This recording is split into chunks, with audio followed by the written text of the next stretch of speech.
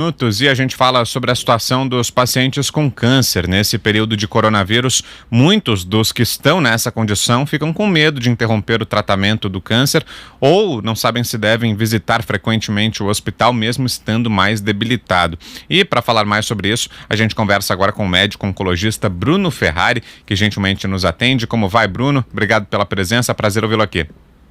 Bom dia, Vitor, é uma honra. Ô, doutor, essa dúvida, imagino, tem sido comum, né? O senhor, com a sua experiência aí na área da oncologia, pode até falar melhor sobre isso, né? Muita gente em dúvida sobre se segue o tratamento ou se é melhor ficar recluso nesse momento. Qual é a orientação? Quem deve buscar atendimento presencial? Conta pra gente.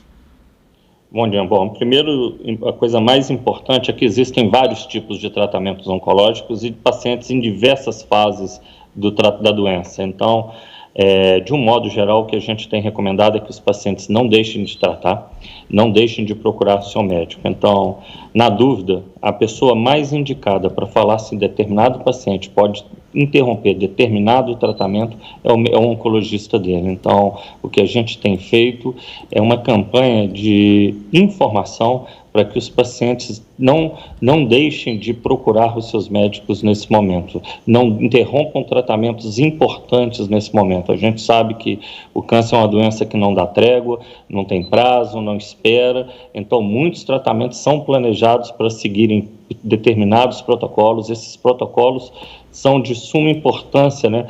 O período entre eles, o que a gente, para você ter uma ideia, quando a gente dá uma droga ou um determinado tratamento, seja ele oncológico, seja ele radio-oncológico para o doente, o que a gente está fazendo? A gente está destruindo um número de células, mas a gente está lesando um outro número de células que não morreram naquele momento, não foram células cancerosas que não foram destruídas naquele momento. Então é importante a sequência de tratamentos um em cima do outro para que a gente consiga a máxima efetividade do protocolo escolhido.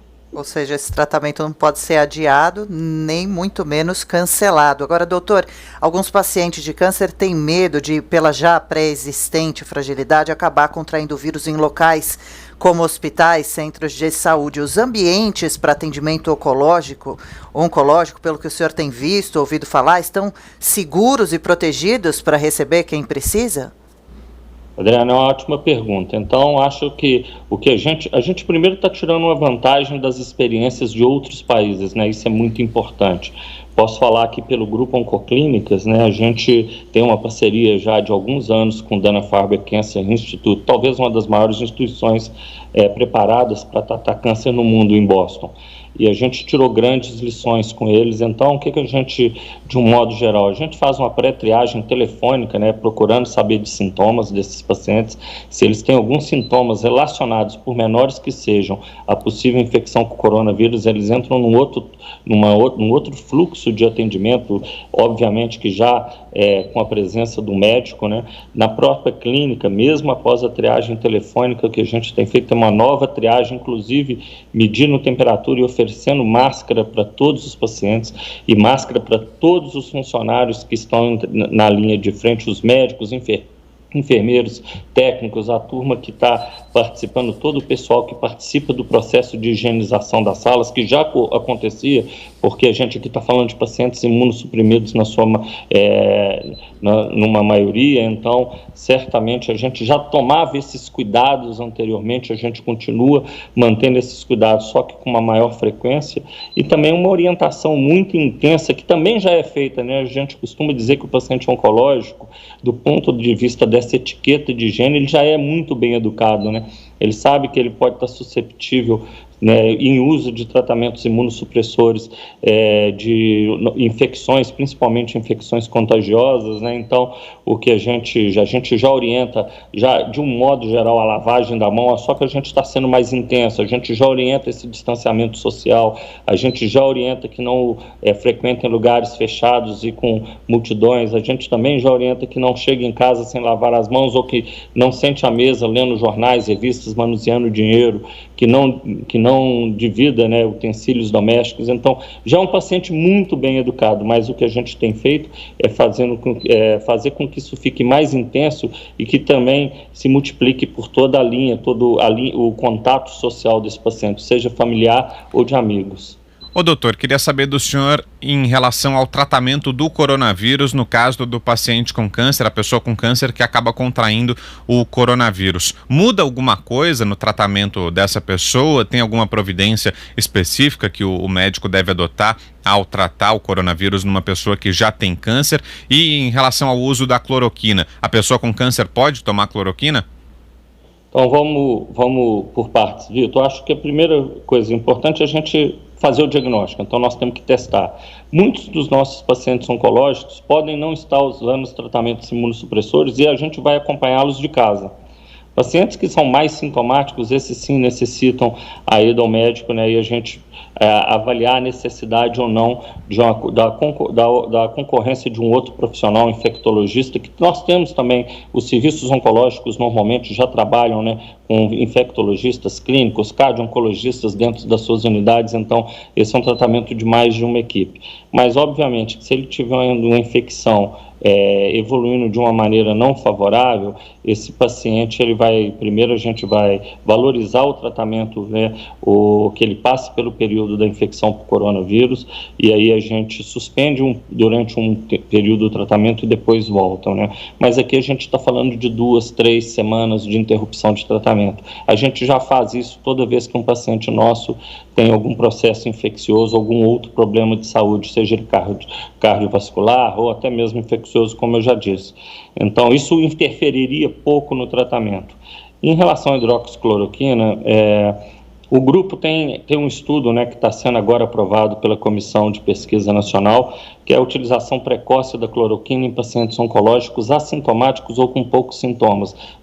Então, isso já faz parte de um estudo. O que a gente tem pregado para determinados casos é a individualização, muito equilíbrio entre saber como é que é a gravidade daquela doença e o uso da hidroxicloroquina. E não é só hidroxicloroquina, existem umas dezenas de drogas hoje sendo estudadas, né, para tentar minimizar os efeitos do coronavírus. Então, a cloroquina é uma delas. A gente não tem resultados ainda bastante precisos sobre a eficácia. Nós temos que lembrar que nós estamos falando de uma doença que existe no mundo, né, conhecida no mundo há 4 meses, então tudo é muito novo. Eu acho que a coleta de dados clínicos que está sendo feita de uma maneira sistemática por diversos serviços, ela é muito importante. E aqui tem um lado importante disso, né? Os serviços trabalhando em cooperação, tentando coletar dados clínicos juntos, se preparando junto para a infecção, né? Criando fluxos, né, para aquele paciente com síndrome viral nos seus hospitais, para que o paciente não perca a oportunidade de fazer seus diagnósticos, de fazer os tratamentos que eles precisam. Então, eu acho que, do modo geral, do que a gente tem visto e lido, a gente está lidando de uma maneira bastante adequada com o problema nesse momento. Que bom. Doutor, vamos imaginar que tem um paciente com câncer nos acompanhando e que finalmente, então, ele vai encarar o seu tratamento como deve ser, dar sequência, indo até um hospital, até um centro clínico. Quais as orientações que o senhor passaria para esse paciente, então, de cuidados práticos, para ir até o lugar do tratamento e seguir com esse compromisso da forma mais segura possível? Então, a primeira coisa é individualizar mesmo, ele falar com o médico dele, né, saber quais os fluxos que ele vai seguir, né.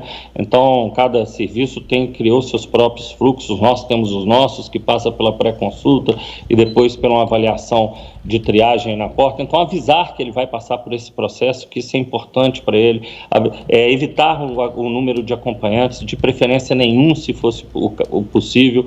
Quando não é possível, no máximo um acompanhante. A gente tem sido bastante restrito nisso, porque não é por vontade própria, mas por segurança de todos, né? Nós temos que garantir a segurança dos pacientes e a segurança de todos aqueles que estão na linha de frente. Então, isso tem sido muito importante, né? E o que, de novo, nós temos visto é que eles estão... os serviços se prepararam para criar fluxos separados de pacientes com a mínima suspeita de infecção por coronavírus e pacientes que precisam continuar tratamentos aqui, no nosso caso oncológico, de uma maneira segura. Então, eu acho que eu tranquilizaria, acho que, de novo, acho que informação aqui vai ser chave, Quanto mais informação a gente tiver, melhor. Quanto mais pacientes sintomáticos testados ou em risco ou sob risco testados, melhor. A gente vai acabar criando um ambiente mais seguro para todos os pacientes, inclusive os pacientes oncológicos mais vulneráveis, como a gente já falou. Muito bem, nós ouvimos aqui o Dr. Bruno Ferrari, médico oncologista, trazendo informações importantes. Obrigado, viu, doutor, pela participação, pelos esclarecimentos. Um abração, até mais. Eu que agradeço, uma honra. Um abraço.